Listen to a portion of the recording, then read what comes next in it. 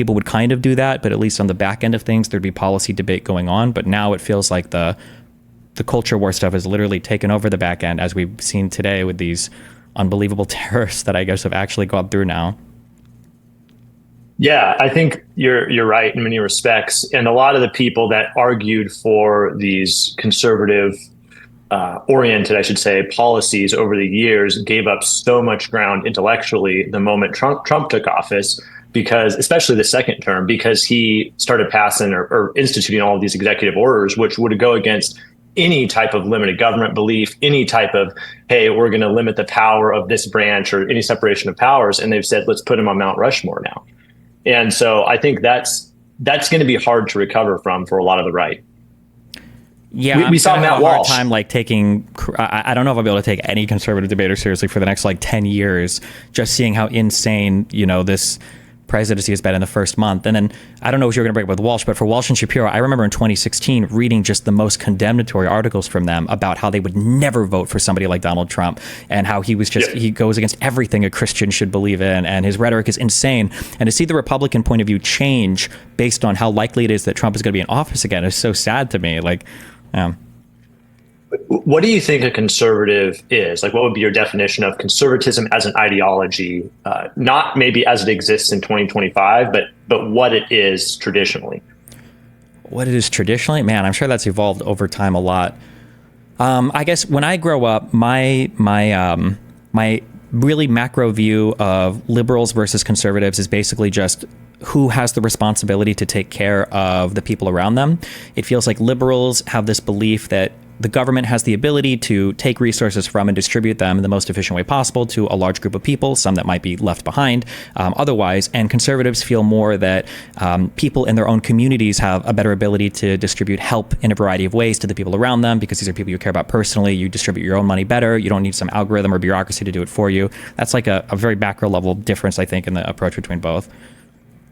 But who do you think gives government that power? Like, who gives government the ability to choose what to do with its resources, or what rights to prioritize or even take or remove? Well, I mean, I guess it depends on how philosophical you want to be with that question. I mean, we could say on one level, the Constitution gives that ability. We could say on another level, the Constitution authorizes Congress to create laws that would give them that ability. We could say on another level, it all comes from the people ultimately, because we could always coup the government. I don't know, I guess what exactly you're asking.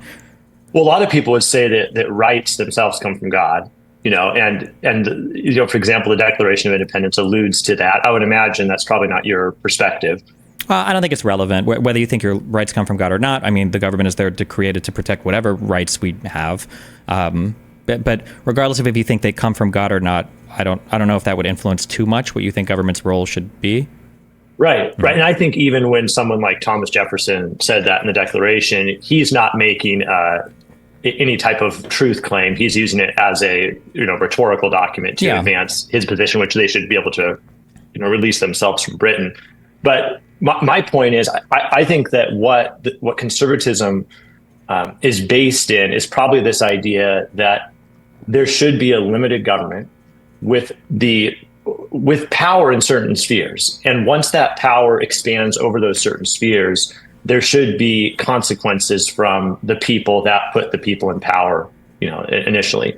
And so I think that would, I don't know, I think that would align for the most part with a lot of what the founders believed, right? So these founders such as, Madison, Hamilton, or John Jay, who wrote the Federalist Papers, they were like, we need a powerful government, but it needs to operate within certain limits, within checks and balances, separation of powers, pulling on these ideas of Locke and others, and saying if the government goes beyond that, though, the people have a right to overthrow the government or adjust the government in such a way that it is actually in place to protect those rights. And I think that that's actually being turned on its head with Trump, because the idea now is that now that we are in power and we have kind of this nationalist populist movement with Trump right now, the government can do whatever it needs to do to accomplish what Trump believes are legitimate ends. And you see huge swaths of the population just agreeing with that, who formerly would have held to these more conservative limited government mandates that have been around for, I would argue, decades. I mean, don't you think it's been tossed on its head a little bit? A little bit, maybe. I think the issue is that what's happened is I feel like we don't really have any defenders of democracy, defenders of like liberal democracy, liberal not in like the liberal conservative sense, but just in the idea of our system. Our system hasn't had any defenders, it feels like, for quite a while, at least in my lifetime, at least like maybe a decade and a half, because the left is always demonizing, you know, capitalists and the government lobbyists and everything else. And now, after the death of the neocon, now the right has been attacking the government as just being this huge scam bureaucracy deep state. And when you don't really have anybody in society that's defending the order, the actual like liberal order, then you end up in this world where everything is permissible as long as it's advancing your side's interests. So you might have somebody who says like, oh, I don't believe in this particular thing, but what they really mean to say is, I don't believe in this thing when it's used against me, but I do believe in it when it's used against the other side. Yeah, I think that's exactly right. So who's out there right now on either the left or the right that you admire and is actually advancing these concepts ideologically and not just from a tit for tat type of thing at the surface level? I don't know right now. I'm not sure. Like anybody? I literally just tweeted like an hour ago or 2 hours ago that like the Democrats need to have a strong, vocal, like obvious person who is kind of serving as this counterposition to Donald Trump right now. And I feel like we don't have that strong voice right now. I feel like it doesn't exist at this moment in time. Who's been the best Democrat candidate for president in your lifetime?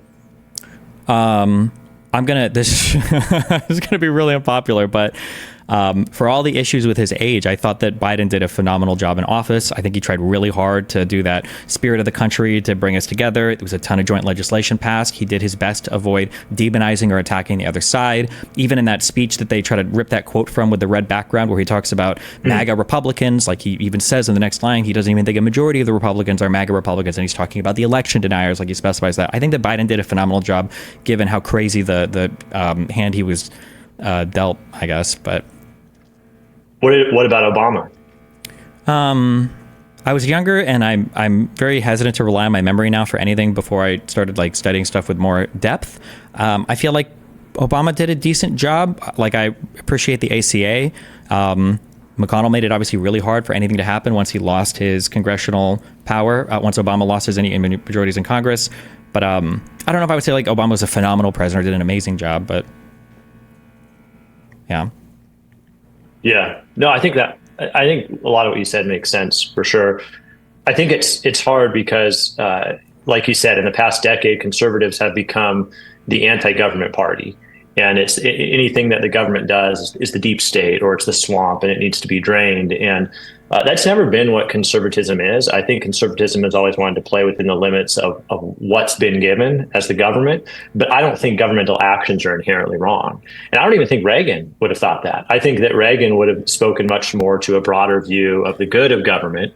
And it's come to the point that in the last 10 years, I've seen a complete shift in the way that conservatives have viewed government. Sure. As a base negative. Yeah, and I think Trump even recently has now finally begun to tear into Reagan as well, where, what did he say? That he thought Reagan was dumb on tariffs or something? Or was it something different? He started to criticize Reagan's view on things, and it's like, okay, geez, but yeah. Yeah, and Reagan probably wasn't as good of president as a lot of conservatives remember him to be, but I think he did speak pretty effectively to kind of the conservative movement as a whole. And obviously he had to be more hawkish than a lot of conservatives probably would have liked just with the ending of the Cold War. But he was, a pretty vanilla politician in many aspects, I think. And he accomplished some good things. He rode on the wave of some good economics. But at the end of the day, he's probably not a god. Sure, maybe. I don't know enough. I haven't studied any of it in depth, so I can only give like surface level takes on it, but sure.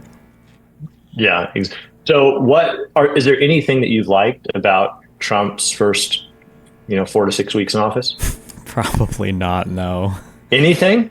I think it's been beyond disastrous so far. I don't think anybody would have guessed it would have been quite as chaotic as it's been so far. There might be of his appointments, or I mean, like the only one that was like barely normalish would have been Rubio, but Rubio is totally sold out now to Trump's view on everything as well. So I don't know. What are some things that you think I should be in favor of or should be happy with? I mean, he's definitely taken a hammer to a lot of stuff with his executive orders. So I don't love that, even if I can appreciate some of the end goals. Oh, wait, I can give two. Getting rid of the Yeah. penny, I guess, is good. That seemed like a waste of Yeah, money. yeah. And maybe the paper Yeah. straw thing. I don't know. I feel like it's